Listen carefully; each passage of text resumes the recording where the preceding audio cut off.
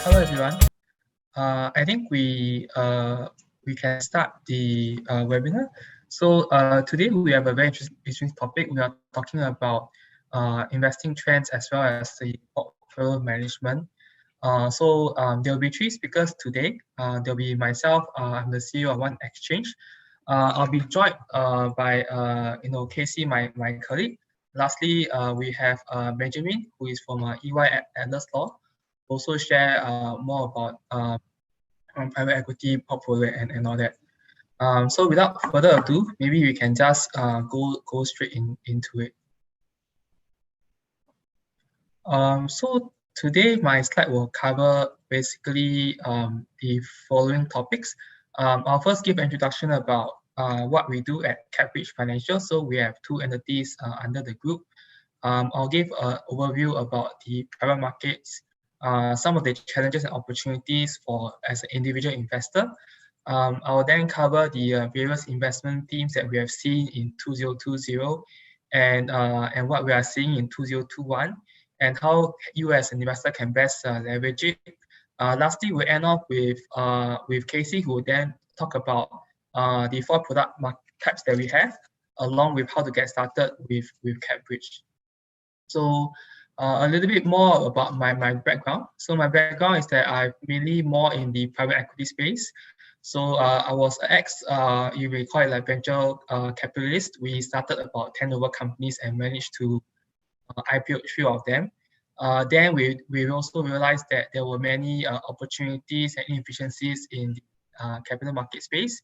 And that's why we wanted to create this product offering to make private equity more accessible and tradable amongst individual investors. So let me move on to the presentation proper. So giving an introduction very quickly about CapBridge Financial. So we actually have two entities under the CapBridge Financial Group. Our first entity, CapBridge on the left, basically is to help companies fundraise and to help investors find opportunities. So we're all about creating the most diverse, the most wide, accessible marketplace where any investor can log into our platform and with a single account get access to all the various private equity deals of the various product types. And we also have the One Exchange, which is our own unique exchange. The exchange really helps with liquidity. So one of the key drawbacks or one of the key definitions of private equity is that you typically have to have very long holding period. And this actually makes it not as interesting or unattractive to some investors, especially individual investors. We're trying to solve this via creating our own exchange where these private equity investments can be freely tradable. So both platforms are actually licensed by MAS, and both platforms are actually invested and supported by SGX. On top of SGX, we do have other strategic shareholders, including SG Innovate, Hanwha, one of the largest banks in Korea. We have support from Hong Kong, as well as the incoming shareholder AMTD, one of the largest investment banks this part of the world. We also have strategic partners with the various banks locally and also in the region. So maybe I move on into private equity and why is it interesting and why you should consider it as part of your portfolio. So I think private equity is something which isn't that well known as a class. I think most investors are aware with, for example, most CPF, you have saving bonds, you have 4%, you have public REITs, you have public shares. You may also know about robo-advisor and in ETFs and funds. But I think very, very few investors, especially individual investors, actually know about private equity and what it offers. So private equity essentially is anything that is private, isn't publicly listed. It can be a fund, it can be a company. It often can be in the form of a preference share or a bond. It actually encompasses many, many different types of securities. But the common denominator is that it's private and it's not listed on public markets. And one of the core competitive advantage it has is that as an asset class, it has always outperformed public markets. So in fact, many of the large institutional investors, they need private equity or they have been allocating more towards private equity in order to provide the absolute returns. It's also used as a hedge against public markets. So for example, if you are heavily invested in public markets during COVID, when there was a big drop, you will see your entire portfolio crash by quite a bit. But if you are diversified in the private equity, it serves as a good hedge against the market volatility, simply because the asset class itself is private. Just to provide some data, so here we have the data on private equity in yellow, and then we also have the all listed equities in blue. So you can see for many years, private equity have consistently outperformed public equities.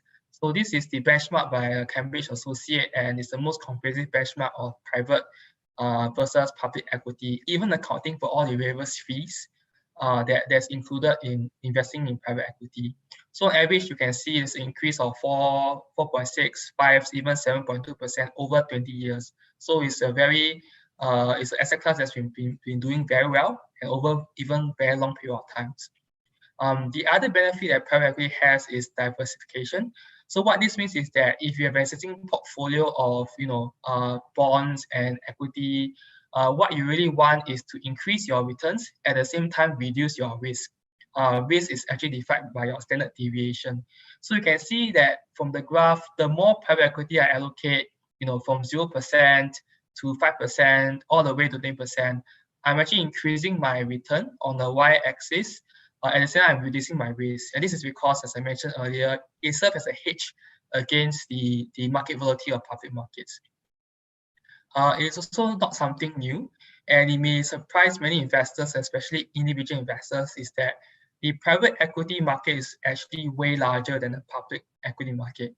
So for example, the graph on the left, we look at the most diversified, the largest market in the US. There's actually bigger, more money raised by US private companies and public companies. So, and it's always been increasing. So recently in 2017, the latest data shows that all public companies raised $2 trillion, whereas all private US companies raised a larger amount of that, $2.4 million. This is also reflected in the funds. So the private equity funds is the most accurate proxy of the private equity industry as a whole, because most of the investments today basically go through these private equity funds. So you can see that from 2011 all the way to now, it's always been increasing on the uphill trend, and you can see this asset class getting more and more traction. However, as we realize it, right, private equity is a very good asset class, has outperformed markets. However, it's very challenging for individual investors for many reasons. And we have actually created CapBridge and One Exchange in order to solve some of these issues. So one of the biggest issues that you will have is that you normally don't have access. So as an individual investor, if a private company is raising money, it's normally done very privately. There's no way for you to understand. There's no way for you to know. So often, most of the time, as an individual investor, you have no access to this private equity deal. The second biggest challenge is that it's normally very high investment minimum. So normally as an investor, even if you're an angel investor, normally you have to give about at least $1 million before it's even considered. So that's where platforms like CapBridge comes in. So platforms like CapBridge can not only reduce the ticket size, because you can actually aggregate the various investment amounts. On top of that, we can actually allow you to have one single account, as I mentioned earlier, and access all the various types of private equity products, which Casey will share later. So what we do is that we'll be the one to source all these different products. We will fractionalize it, we will position it, and then we will make it available for any investor to come and view. There's two other issues with private equity product, as I mentioned also, and one of the key inhibitants for private equity product is the holding period. So typically, if you buy, let's say a share on XGX, you can buy and sell anytime. However, if you invest in a private company or private equity fund, you typically have to hold 3 to 7 years at the very least. And this puts off a lot of investors, because they're asking, it's a risk to them. What if the next day I need money to buy a house or whatever? I can't sell that easily, right? So that's where we come in. So One Exchange, where I'm the CEO, we are actually created to create unique products. So what we do is that we're able to allow for trading of the private equity products after we place it out. So in effect, right, we're able to offer private equity products, but yet still have these products being able to trade and have liquidity within our exchange. So it's a unique product that only we can offer, and probably those in the market can't really offer. So vis-a-vis investing in the private equity product yourself, if you invest through us, at least you have the chance or the opportunity to trade one another should the need arise. The last point is really about lack of transparency. So we do understand that private companies will not be as transparent, but once we do as a private exchange, we do have certain rules and regulations. So investors can take comfort that we have certain obligations and reporting for them to take comfort on. So I'll just quickly touch on the investment themes that we have seen. So obviously, being an investment platform, we have seen a huge impact to the private equity products and offerings that we have seen. So what's very interesting and I would like to share with everyone is that COVID has uniquely provided what we call a K-shaped recovery. And it's K-shaped because of the uniqueness of the difference in the industry that will recover better after COVID and not as well after COVID. So it's the blue line represents the top part of the K, and this represents certain industries such as technology, such as e-commerce that are doing very well after COVID, and this is actually reflected in our digital platform there, where we actually see a lot of interest in such deals. On the other hand, we also see some industries may not be doing as well because they are more severely affected by COVID. So you have your travel industry, obviously, it's very hard to get a deal done in the travel industry, entertainment, K-box, those that require physical presence, hospitality, and also food services. Obviously doing at the lower part of the K. So they basically, even after COVID, they will not do as well. In fact, they will go down, and that's why it's unique in this time where we have the K shape. And this is actually reflected in our own experience where we see many deals on our platform, especially the funds and companies that are focused on technology, retail, and software services, tend to be very well picked up by the various investors. That is not to say that the ones in the red color will not be good investment teams or opportunities. We do see a lot of consolidation there, and the companies in this space which are able to digitalize themselves, they're able to be online, they're able to change their user experience, will in fact do better than our peers and will also be interesting investment targets and opportunities.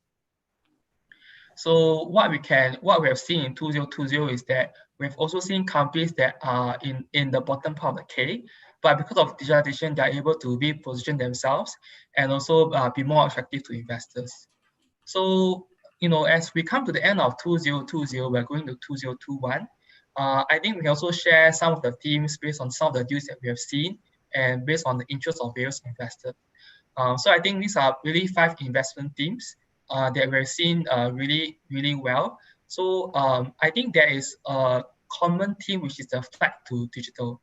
So we have seen on the very macro level and reports by Google, Bain, and Temasek that, after COVID, right, in Southeast Asia, 1 out of 3 consumers are actually new consumers of digital.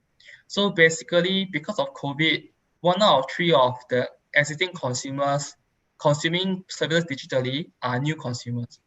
And on top of that, 90% of them will still continue to use digital services COVID.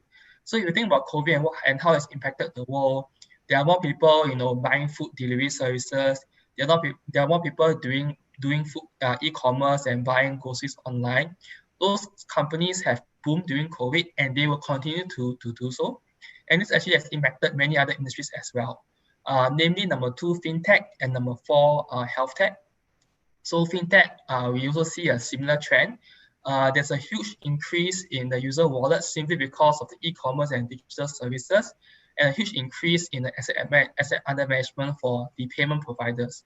So among fintech, we see a huge valuation increase and interest in the wallets and aggregators and the payment providers, as well as the new way of doing businesses. So e-insurance, e-investment platform like ours, and greater trust in the financial system. And we can probably say 2021 will also be the year of the fintech. Health tech is also increasing to a certain extent because there's more e-consultation. There is a greater push to electronicalize the healthcare industry because of to reduce the load from COVID. We're also seeing a rise in conscious consumerism and CSR, not directly because of COVID, but we do see that people are more aware of carbon credits and the impact on the environment. Lastly, we also see some opportunities in REITs. I think REITs, there's opportunity for buying on dip because many REITs are affected by COVID. But I think very selectively investors can look into REITs, either extracts on the products that we have, and take a view as to whether they'll be choosing products in time to come.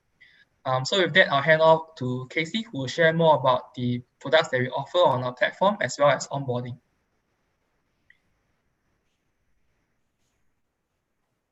Casey? Hi. Thanks a lot, Haiping. Would you want me to share my screen or would you be? Yeah. You can share your screen. Okay. Hi, good afternoon, everyone. Thanks a lot, Haiping, for sharing a bit about private equity and also, 1 second, let me just share this. Okay, so thank you so much for sharing about private equity and also the investment landscape for 2021. What I'll go through is the 4 product categories that we have and also getting started with CapBridge and also 1X. So we try to put our product categories into these 4 buckets. The first one is actually capital preservation investments. What these are essentially low-risk asset-backed investments. So instead of putting it in fixed Ds in banks or also Singapore security bonds, you can actually opt for these products which provides dividends every quarterly or every biannually or annually. So these are actually the lowest risk product category. Whereas moving higher up, the medium risk ones are actually higher yield investments.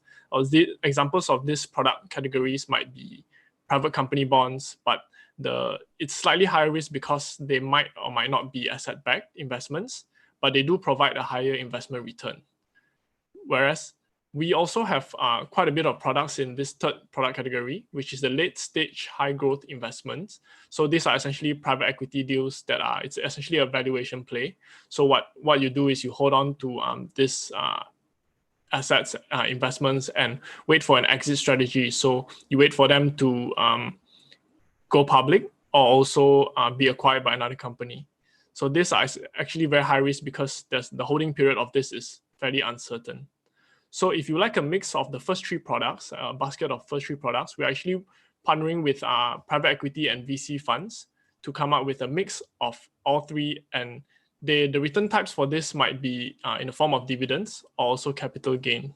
And the risk level will also depend on the type of companies that the funds are investing in. So with that, these are the 4 product categories that we offer.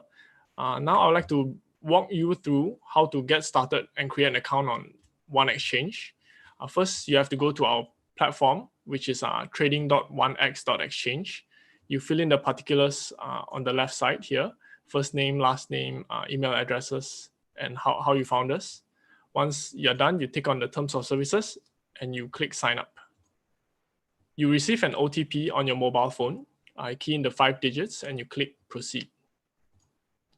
So once you're in there, you would see a page similar to this, and you can click on go to investor verification. So there's and you have to click on new investor verification, and you have to go through the KYC process. It's a fairly simple process. It's about 5 to 10 minutes at most.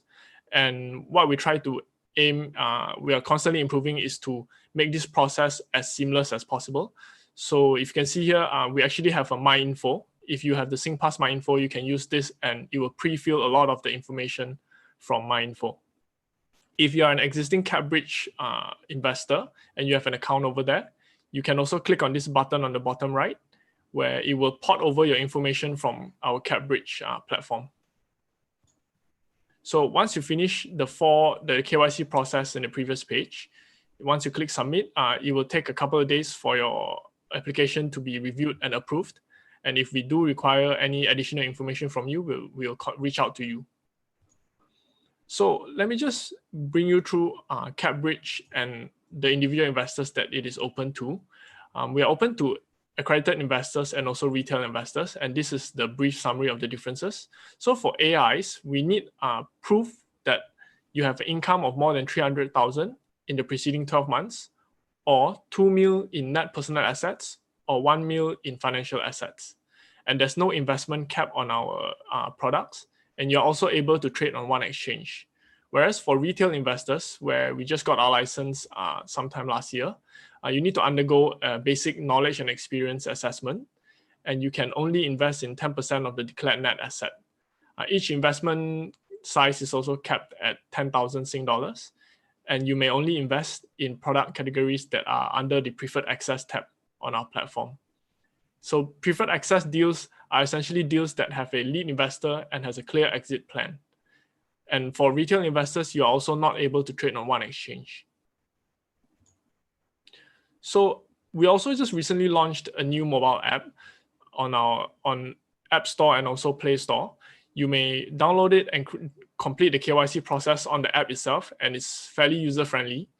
And just to let you know, we are actually this app is actually very new and pretty user-friendly for getting deals and also information from our platform.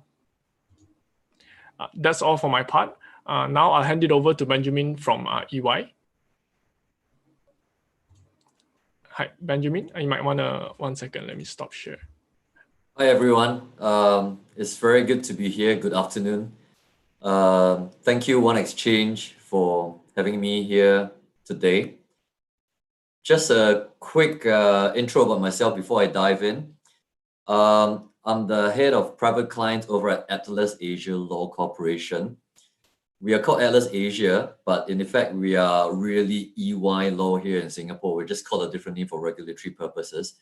I essentially work with clients in the area of asset protection, legacy planning, and wealth preservation. Do a lot of trust work, wills, family offices, and various transactions.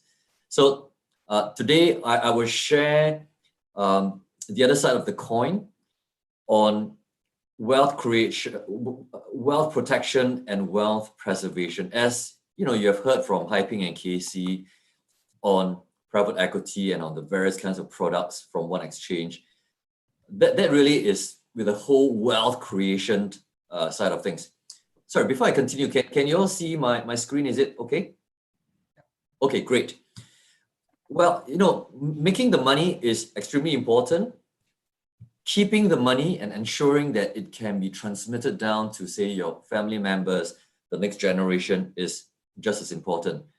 And today, what I would like to talk about really is in the area of asset protection and preservation and transmitting it down to the generations after you've created the wealth.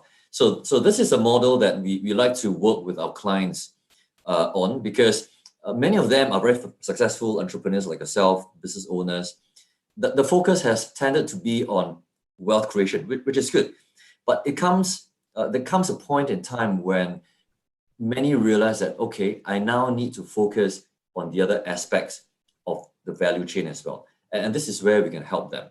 So this diagram is really to help you put things in the proper context. Now, if we are talking about the transfer and distribution of wealth, what we have found among many of our clients, high net worth clients, big families, ultra high net worth families, is these four issues that they're concerned about. Number one, privacy. How do you keep things confidential? How do you keep your assets, your businesses, your companies away from prying eyes? It's very, very important, because right now we are seeing a big gulf between the haves and have-nots. There is backlash in certain countries. So privacy, confidentiality is very, very important to many high net worth clients. Freedom of choice. They want to ensure that they are able to transmit certain wealth to certain people. It may seem like a foregone conclusion, but bear in mind that in certain countries and certain cultures, it is not uncommon for people to have, say, two families, right? So being able to ensure that different strands or arms of a family are adequately taken care of is important as well. Maintaining harmony. We have seen many cases of large families having feuds, disagreements. How do you ensure that this sort of thing does not happen in your family? We have also seen, especially in Asian families, where, say, a patriarch has two wives, for example. How do you ensure that different sections of the family are taken care of, there is no squabbles later on in life. How do you provide for both adequately? Those are concerns, real concerns in many Asian families that we see. And of course, how do you provide for unforeseen circumstances? So as legal advisors, we help clients to put together the structures, the solutions, work out the right strategies to ensure that all these things can be taken care of. Today, we're not going to talk so much about technical details, but really to give you a broad overview of some issues, some things for you all to think about, for you to take away. All right. So when we're looking at asset protection, typically there are a few practical considerations that we would like to point out to clients. First of all, insolvency, right? This recent COVID situation has shown us that insolvency, bankruptcy is a real issue. When you're protecting your assets, how do you ensure that your business assets are not commingled with your family fortune? How do you ensure that what you've built up is not taken away by creditors? It is not uncommon for successful business people to provide personal guarantees, and when you do that, you are potentially subject to claims from creditors. So how do you protect your assets from insolvency, right? And of course, matrimonial breakdown, divorces, protecting your assets from claims of an ex-spouse, that is a real concern also among many high net worth clients. Next generation. Now, sometimes we find that the people that you might want to protect your assets from are not outside the family, but sometimes within the own family. What am I talking about? At times, you may have children who are spendthrift. At times, the next generation might not be competent enough to manage the assets. How do you ensure that the assets are not squandered by them? They are not withered away through bad business decisions, okay? We can help put together structures to prevent that. Importantly, it is also ensuring that the spouses of the ex-spouses or children do not take away some of these assets, especially when there is a matrimonial breakdown. Or in some cases, we have seen certain people who are very susceptible to influence or rather undue influence, give away or transfer assets to strangers or to third parties. So you want to protect such people who are, susceptible to such kind of influences from doing something silly. You need to put together structures to protect assets in such situations, all right? And of course, as I mentioned earlier, you want to ensure that family feuds do not erode away what you've built up. Sometimes you can't prevent that from happening, but through the correct structures, through the correct solutions, we can mitigate the impact and effect of family feuds. And especially also, how do you ensure that, for example, in-laws or ex-in-laws do not end up playing a role in the business inadvertently? Okay, I will mention that later on. So these are some of the practical considerations when we are looking at asset protection. So in our toolkit, very quickly, we have the standard will, which many of you are familiar with. We have trust, and we have the family office. I won't talk in detail about all of it, but today I'll just quickly mention about the will and the trust. Now, the will is extremely important because in Singapore, if you do not have a will, right, the Intestate Succession Act comes into play, and that means that certain assets fall into the hands of the spouse or the children automatically. This has tremendous implication, right? If you are a business owner or you have got partners in the business, because without a will, you might find that if something happens, right, the shares of a family business you may have may end up falling into the hands of a spouse, for instance, or your fellow partners may suddenly end up having their shares transmitted to a spouse. So when this happens, right, we have situations where people in the business suddenly find that a partner who has passed away without a will, suddenly, right, their spouse may become a director in the company. This can create a lot of problems. It can create a lot of tension, especially where certain businesses are pretty tightly knit, for instance. So it's always good to have a will, not just for yourselves, but also to encourage your fellow business partners, right, to put together something to ensure that this sort of situation doesn't arise. So I can't stress enough the importance of having a will to ensure that something like this doesn't take place. And of course, a will is very, very important because it covers assets that somebody may acquire after they may have passed away. Again, when we deal with real estate, especially overseas real estate, it is extremely important because you want to ensure that the probate process of assets overseas is efficiently dealt with. So a will is always a good idea, especially if you have assets overseas. We encourage clients to have wills, multiple wills, a primary will, say for your assets in Singapore, and if you have properties in Australia, London, or America, consider having separate standalone wills to deal with those real estate you have in other countries. I'm talking very quickly because I don't have much time and I want to cover as much as I can, all right?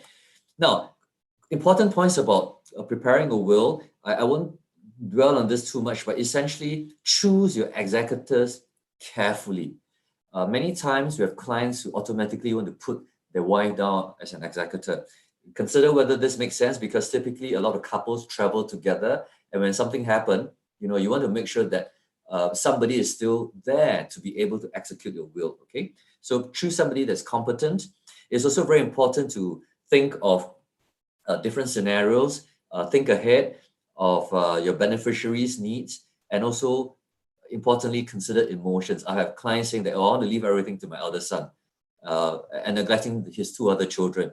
How will the children feel? Because if you don't take care of the emotions, right, this is a recipe for the family feud. So always think through carefully how the surviving beneficiaries will feel if you favor one over the other. This is an article I wrote some time back. It is important, especially when we're setting up a will or a trust, to ask ourselves very, very difficult questions, to think about very, very sensitive topics. A lot of times I work with clients who say, I want to leave everything to my grandchildren. But sometimes they forget to think, what if there are issues of divorce or infertility, or what if the children end up in a same-sex kind of situation, right? They do not have offspring, right? Or what if there is a sudden death of somebody? So these are all very difficult questions which we help clients to think through. We walk through with them, and putting together a good will is not just taking a template and just putting in the provisions, but really to help clients think through what some of these issues are, and to ensure that these possible scenarios are adequately addressed. And that's what we do as professional advisors, okay? So think about all these difficult questions when you are putting together a will. Now, moving on quickly to trust. A trust is also another useful tool to plan your asset protection and preservation needs. Importantly, when we set up a trust, we are separating the legal interest from the beneficial interest. And that has tremendous asset protection implications, because when you do that, right, as the next slide will show, the legal interest is then held by the trustees, and the beneficial interest will go to the beneficiaries. So in simple terms, this means that any assets that you have and you transfer it into a trust, you are no longer the legal owner of it. The trustees are. From an asset protection point of view, and if certain conditions are met, it means then that a creditor would not be able to come and seize these assets if the trust is set up properly and early on enough, because these assets are no longer held in your name. It's held in the trustee's name.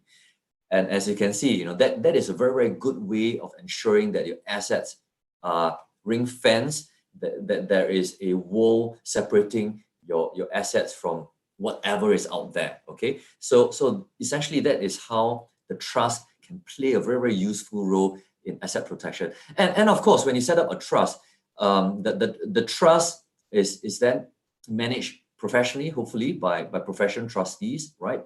And the trustees will be there to exercise the skills, the expertise in managing the assets. So in the case of, for example, spendthrift children or children who may not be competent enough, the trust can be professionally managed to ensure that the assets are preserved for future generations. Okay, so there is very quickly explain express trust and implied trust. Typically, when you set up a trust, we're talking about an express trust through the operation of a trust deed, which takes effect immediately during a person's lifetime. All right, which is very, very different from a will. A will takes effect only when somebody passes away, whereas a trust takes effect immediately. So that is one fundamental difference between an express trust, right, and a will that takes that takes effect when somebody passes away.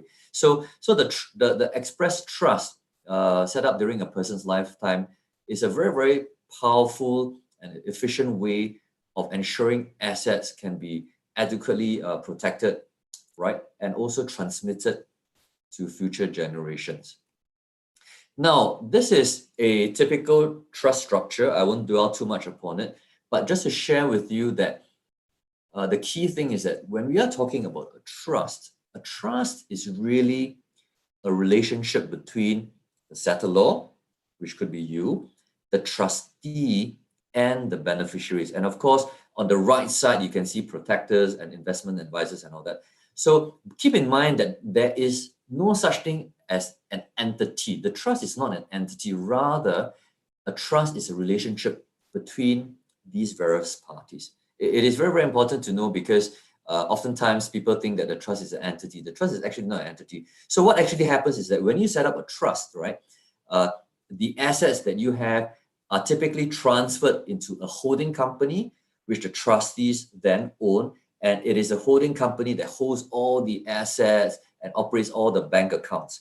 So this is something that is useful for you to know because it helps you crystallize your thoughts on how to move forward in the event that you want to set up a trust. So for example, for clients out there who already has a holding company, it's so much easier to set up a trust because then you just change the ownership of the holding company into the trustees. Okay, so not too much detail on nitty-gritty aspects of a trust, but really just to share with you high-level concepts of trusts.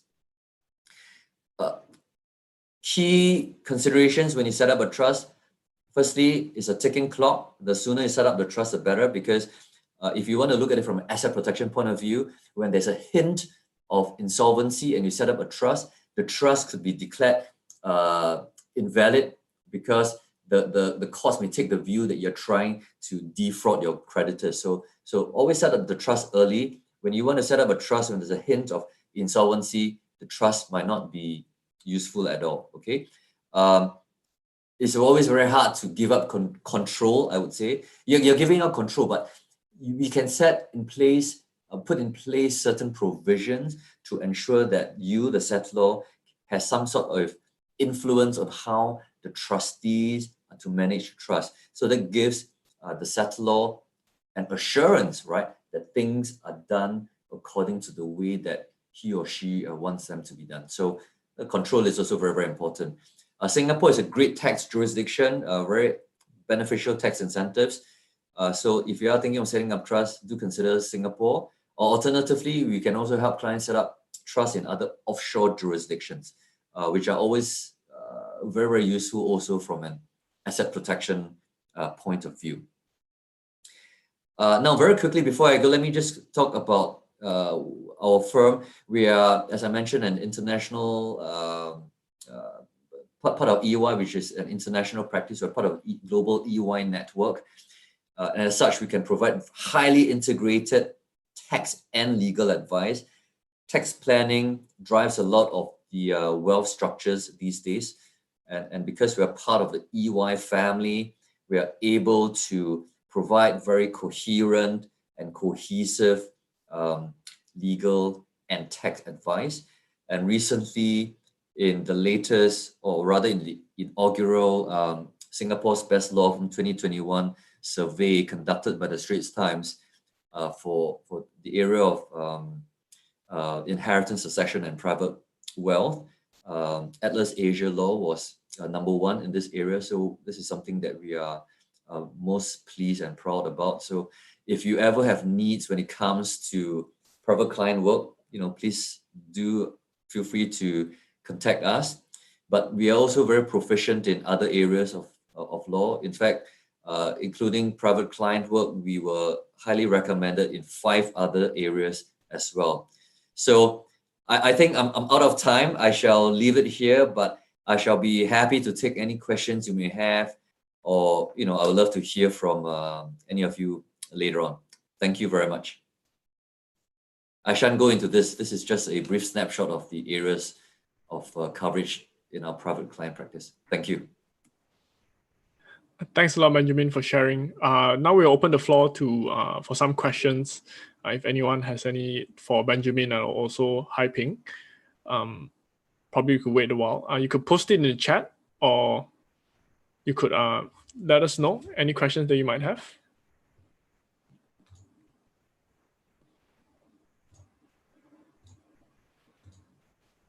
Just wait a while. Okay, seems like there's no questions from the floor. Benjamin and Haiping, is there anything else you want to add before we end the session?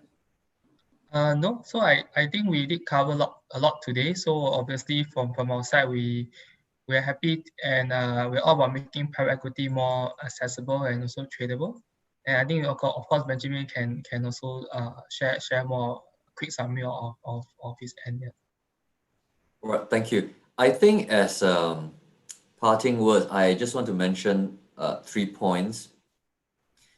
Number one really is the whole process, the whole planning process should start immediately. As I like to tell people, right? If you've got a big hole in your roof, you don't fix it when it starts raining. You fix it while the sun is shining, especially when it comes to wills. These days, life is very, very volatile and uncertain. Do it early. And as COVID has shown, we used to take traveling for granted, but now we are effectively confined to certain places. So start the whole planning process early, because life is very unpredictable, and especially for trust, that there is a certain clawback period within which it takes time for the trust to crystallize. So number one, start early. Number two, I had mentioned earlier, always think in terms of worst case scenarios. It is important to ask difficult and sensitive questions. Planning is only effective if you plan for the very bad things can happen. If you only plan for best case scenarios, then the planning is not really planning. It is just hoping for the best. Real planning is always asking yourself the difficult questions and preparing for the worst. And the last point I just want to make is that work with good advisors who would be able to advise you very objectively, and who are able to provide very seamless, integrated advice across different areas. And that's really all I want to say. And I thank all of you for being here today. Thank you, One Exchange, for having me. Thank you, everyone, for attending this session. I hope to see you in the next webinar. Thank you, everyone. Bye-bye. Bye.